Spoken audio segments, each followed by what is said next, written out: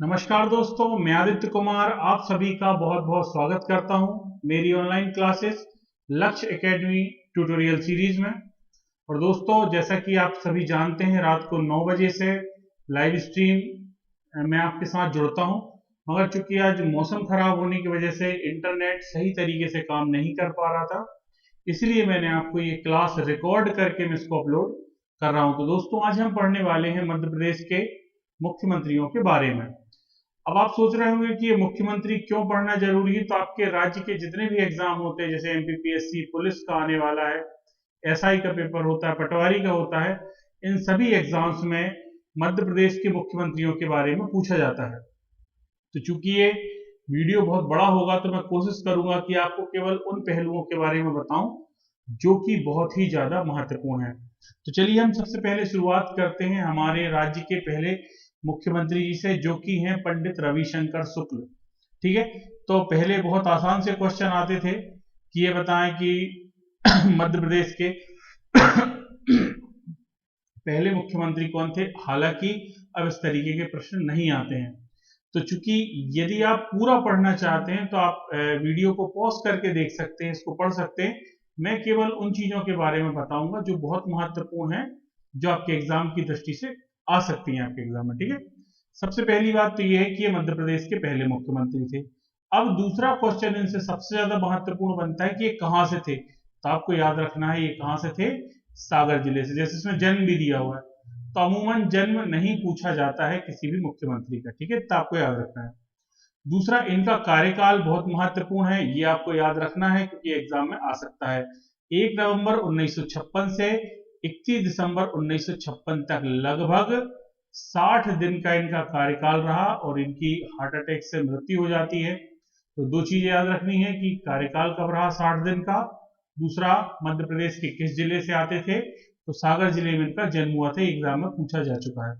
ठीक है, इसके बाद जो महत्वपूर्ण है मैं उसके बारे में आपको बताऊंगा। जबलपुर में जो हितकारनी कॉलेज है, पहले हितकारनी स्कूल के नाम से था, अब कॉलेज बन गया है, वहां पर इन्होंने अध्यापन का कार्य भी कराया था। ये एग्जाम में नहीं आता है मगर अपने को याद रखना है। ठीक है, याद रखिएगा। इसके बाद जो सबसे ज्यादा महत्वपूर्ण मेरी दृष्टि से है, किन्ने कौन सी पत्रिका निकाली थी। तो याद रखिएगा, इन्होंने कानकुब्ज नाम की पत्रिका का संचालन किया था।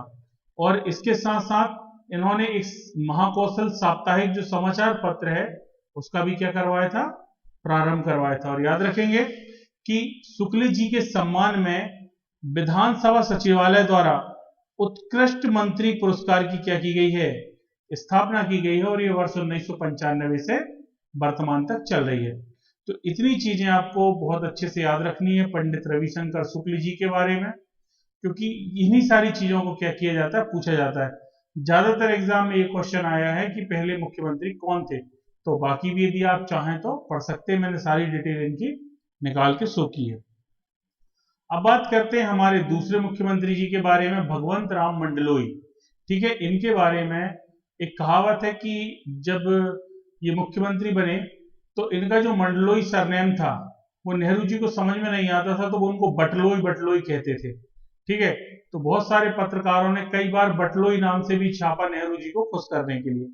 और ये कहां से आते हैं, तो ये मध्य प्रदेश के खंडवा जिले से क्या है, संबंधित है। ये बहुत ज्यादा क्या है, महत्वपूर्ण है।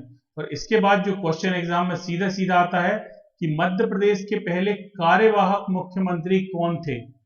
बड़ा शानदार सा सवाल बनता है यहां से कि मध्य प्रदेश के पहले कार्यवाहक मुख्यमंत्री कौन थे। तो कौन थे, भगवंत राव मंडलोई। आपको बहुत अच्छे से याद रखना है। दूसरा, 1947 में जब संविधान सभा का गठन किया गया, गठन तो 1946 में किया गया था, लगभग 1947 जब देश आजाद हो गया तो हमारी जो संविधान सभा बनी, तो उसमें ये कौन थे, एक सदस्य के रूप में इन्होंने कार्य किया था। ये भी आपको याद रखना है। ठीक है, इनके दो कार्यकाल हैं, 19 जनवरी से 1956 और दूसरा है 12 मार्च 1962 से 29 सितंबर 1963। तो पहली बार कार्यवाहक रहे और दूसरी बार फुल फ्लैश मुख्यमंत्री ये रहे। बाकी इनके बारे में कुछ ज्यादा आपको जानकारी इकट्ठी नहीं करनी है। यदि आप पढ़ना चाहते हैं तो वीडियो को पॉज करके देख सकते हैं। ये इनकी फोटो है, यहाँ पर दिखाई दे रही है। अगले हैं कैलाश नाथ काटजू। कैलाशनाथ काटजू जी का जन्म स्थान पूछा जाता है जावरा। आप लोगों ने शुगर मिल सुनी होगी रतलाम के पास, जावरा। और मंदसौर क्या था इनका चुनाव क्षेत्र था। ये दोनों चीजों के अलावा यदि आपसे जो एग्जाम में सबसे ज्यादा कैलाशनाथ काटजू से जो क्वेश्चन आता है वो ये आता है कि भोपाल में बिड़ला मंदिर की स्थापना किसने की थी, या बिड़ला मंदिर की नींव किसने रखी थी। तो बिड़ला मंदिर जो कि बिड़ला परिवार द्वारा बनाया गया है उसकी नींव रखी थी कैलाशनाथ काटजू जी ने। तो ये एग्जाम बहुत महत्वपूर्ण, ये जो क्वेश्चन ये बहुत महत्वपूर्ण है कि बिड़ला मंदिर की आधारशिला जो कि भोपाल में है 1960 में कैलाशनाथ काटजू जी ने क्या है रखी थी।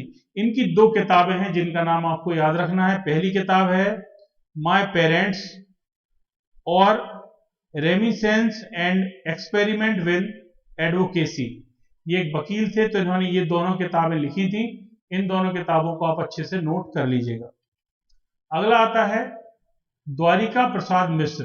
ठीक है, द्वारिका प्रसाद मिश्र जी के बारे में जो सबसे ज्यादा महत्वपूर्ण है वो ये है कि जब ये 1942 में जेल गए स्वतंत्रता संग्राम आंदोलन के दौरान, तो इन्होंने कृष्णायन, ये बहुत महत्वपूर्ण है, कृष्णायन नामक काय की रचना करी थी, महाकाव्य की रचना की थी। तो ये आपके एग्जाम में बहुत ज्यादा महत्वपूर्ण है। दूसरा है श्री शारदा और दैनिक लोकमत, इन दोनों का इन्होंने संपादन भी किया था। एक और महत्वपूर्ण क्वेश्चन है कि 1954 से 1964 तक सागर यूनिवर्सिटी के ये कुलपति भी रहे। ठीक है, और इनकी आत्मकथा कौन सी है, लिविंग इन एरा, याद रखना है, ये बहुत महत्वपूर्ण है। लिविंग इन एरा आपको याद रखना है श्री द्वारिका प्रसाद मिश्र जी की। यदि इनके बारे में और पढ़ना चाहते हैं तो वीडियो को पॉज करके आप देख सकते हैं। अगले हैं हमारे गोविंद नारायण सिंह। ठीक है, इनके बारे में अभी तक क्वेश्चन नहीं आया है मगर संभवतः इनके बारे में क्वेश्चन आ सकता है, और यदि आएगा तो दो क्वेश्चन इन पे बन सकते हैं। पहला कि जगत गुरु शंकराचार्य ने इन्हें योगी की उपाधि से अलंकृत किया था। तो क्वेश्चन ऐसा आ सकता है कि कौन सा मुख्यमंत्री था मध्य प्रदेश का जिसे योगी की उपाधि दी गई थी, क्योंकि योगी आदित्यनाथ जी चर्चा में है। और इनकी तीन चार किताबें हैं जो काफी महत्वपूर्ण है, जैसे नेशन टुडे, सोशियोलॉजिस्ट आइडियोलॉजी इन कांग्रेस और रिपब्लिक टुडे। तो ये दो तीन किताबें हैं, इनको आप अच्छे से याद रखिएगा, मगर योगी की उपाधि आपको याद रखनी है। अगले हैं श्री नरेश चंद्र सिंह राजा। इनके बारे में बहुत जानकारी नहीं मिलती है, केवल एक दो फैक्ट हैं, और मेरा जो मानना है कि इनसे जो कुछ पूछा जाएगा तो क्या आएगा कि मध्य प्रदेश के पहले आदिवासी नेता मुख्यमंत्री कौन बने थे। तो श्री नरेश चंद्र जी, और इनका यहाँ पर जन्म दिया गया है और यहाँ पर इनका कार्यकाल आपको याद नहीं रखना है, बस इतना याद रखना है कि ये मात्र 13 दिन के लिए बने थे। हाँ, आपको बता दूं कि ये सबसे कम नहीं है, सबसे कम अर्जुन सिंह जी का है, और अर्जुन सिंह जी के बाद भी कई रिकॉर्ड हैं ऐसे, मगर इनका जो कार्यकाल था काफी छोटा था, 13 दिन। एक बार अटल बिहारी वाजपेयी जी का भी 13 दिन का कार्यकाल रहा। चलिए अगले बार चलते हैं श्यामा चरण शुक्ल जी के बारे में। तो इनके बारे में काफी महत्वपूर्ण चीजें हैं।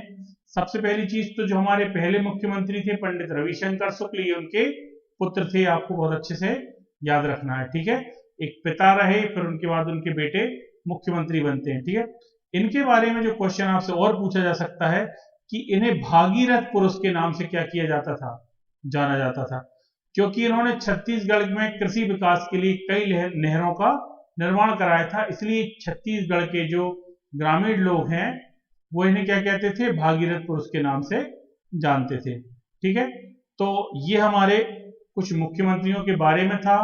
आज लाइव स्ट्रीम क्लास नहीं हो पाई, इस कारण से मैं केवल एक छोटी सी क्लास थोड़ा शॉर्ट में बता दिया आप सभी को, और जैसे ही हमारा नेट शुरू होता है या तो मैं कल रिकॉर्डिंग क्लास डालूंगा या फिर सीधी क्लास रिकॉर्ड करके या स्ट्रीम करके आपको बताऊंगा। ठीक है, वीडियो कैसा लगा कमेंट जरूर करिएगा। धन्यवाद।